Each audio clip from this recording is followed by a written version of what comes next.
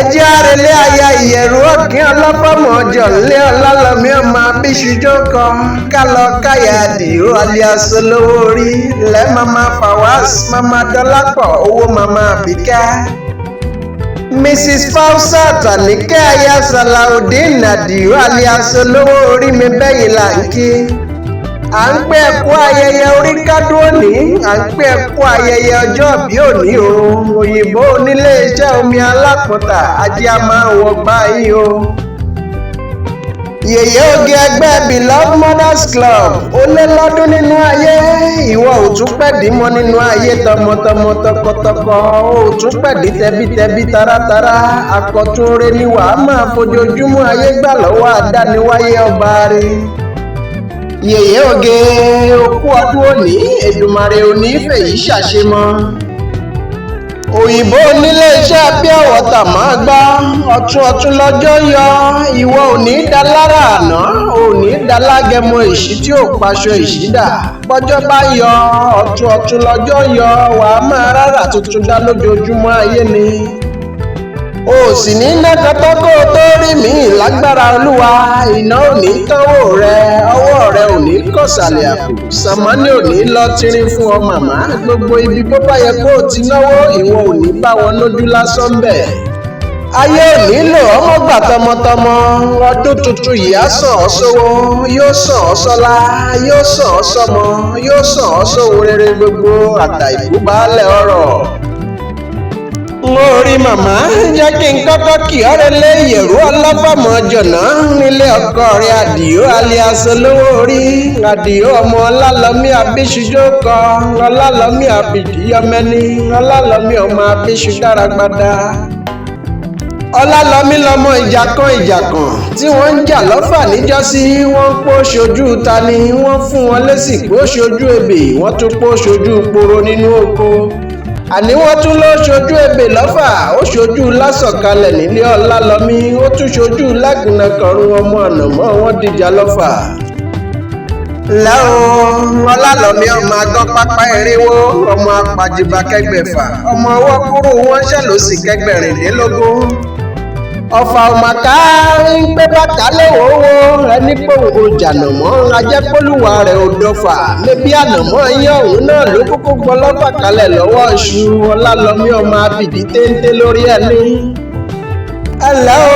Alubẹ̀ǹbẹ̀ ọlọ́fà ẹgbẹ̀fà, alukóso ọlọ́fà ẹgbèje, alukírìnjí ọlọ́fà ẹgbẹ̀rìndínlógún.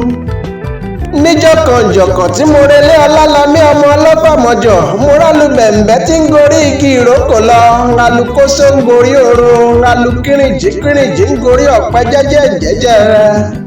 Ǹjẹ́ àfọ̀ tí ò rí bí sùn wá dà aṣọ níporo oko nílé Ọlálọ́mí? Ó ń pẹ́ ti kúfe tàrúfẹ́ ni wọ́n mọ́rọ̀gùn látà, ó ń pẹ́ àjò yìí o, òun ò mọ̀ bóyá tàrí máa bọ̀ ni.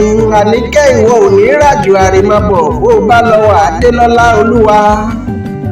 Ilé Ọlálọ́mí ni mo ṣì wà tí mo lé téńté, torí pé nílé wọn ni mo rí gúnugún tí mo dáṣà kẹrù, mo rákàlà nílé Ọlálọ́mí mo dáṣà kẹ̀m̀bẹ̀kú, ìyẹ̀rù ọ̀kín ni mo rí tí mo dáṣà lámì lápá o.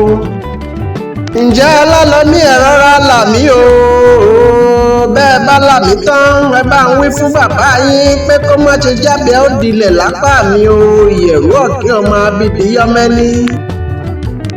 Ẹ̀rí Ọlálọ́mí lọmọ olómi mẹ́ta ọ̀tọ̀ọ̀tọ̀ kan, tí kàn ń pé kí n méwúrẹ́ wá póhùn òrè dòkun fún mi mu, ìkàn pé kí n má gbọ̀kan bọ̀lọ̀jọ̀ wá póhùn òrè dọ̀sà kí n rí ohun mú sebẹ̀.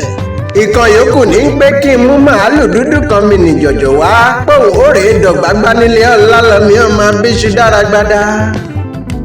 Mébí àkẹ́bàjẹ́ náà ló fọmọ Ọlálọ́mí já o, torí pé ọ̀fà òmùká ẹrú bàbá wọn ló mọ láká.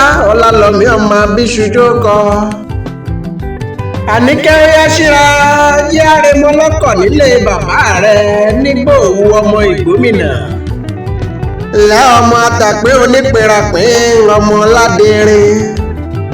Ìwọ lọmọ àìdòpó láyà jù ọmọ Ìgbèrè ọ̀tẹ̀, à ń pàkọ ìbọn tó ń rú tútú yọ. Ǹjẹ́ bí bàbá yín bá tàpín onípín tán, wọn á mú pín ọ̀hún wọn á tún fi ràpín, wọn atatọmọ lọ́mọ tán wọn á fi tútara wọn ṣe nígbò òwú ọmọ atatọ̀ tọrọ kún dà. ọmọ aláyà lókun alubèrè nìyí bàbá yín a máa bá nìjà wọn tún máa yan fanda ńlá o ọmọ abilédeṣu arípẹtẹ tí ń máṣọ bomi mu ẹni olómi ní kùdù ò gbọ́dọ̀ dábàá àti jẹ̀gbẹ́ iṣu nílé yín torí pé iṣu ègbodò lẹ́fẹ̀yìn tí í jẹ àjẹsúná sì ń lẹ̀ jẹ̀gbẹ́ iṣu nílé bàbá tó bí ọlọ́mọ. bí n bá relé yín wọ́n ṣègi orógbó lóore kólúkòso mọ́ bá mi jà bí n bá tún relé yín wọ́n ṣègi obì lóore kóbì ó fi kú dànù lórí mi tọmọtọmọ bódìgbà kẹta ẹ̀wẹ̀ bí mo relé yín wọ́n ṣègi òwú lóore kí n lè fòwú wúṣọ káṣọ ó lè bàṣírí mi tọmọtọmọ. Madam Fausat Àníkẹ́ Salaudeen aya Àdìó olówó orí ẹkú ọdún òní o gúnugún kì í pọdún jẹ ìran àkàlàmàgbò kì í pọdún jẹ àárí yín lọ́dún yìí ká tún rí yín lẹ́mìí lọ́lá olúwa. Igbá ilé rẹ ò ní fọ́ àwo ilé rẹ ò ní ya gbogbo ara ní ṣẹfúṣẹfú fi ń ṣajé ajé á máa fi ilé rẹ ṣe bùgbé o òyìnbó onílé iṣẹ́ pure water olómi iyè ajé á máa bugbá jẹ. Màmá orí okùn kì í gùn kó má níbìkan àti fà á wá màmá mi Olúfúnkẹ́ Anímàṣàun ló ní kí n wá kí ọ ó ní kí n kí ọ kó o kú ọdún ó ní kí n kí ọ gbèjégbèjọ.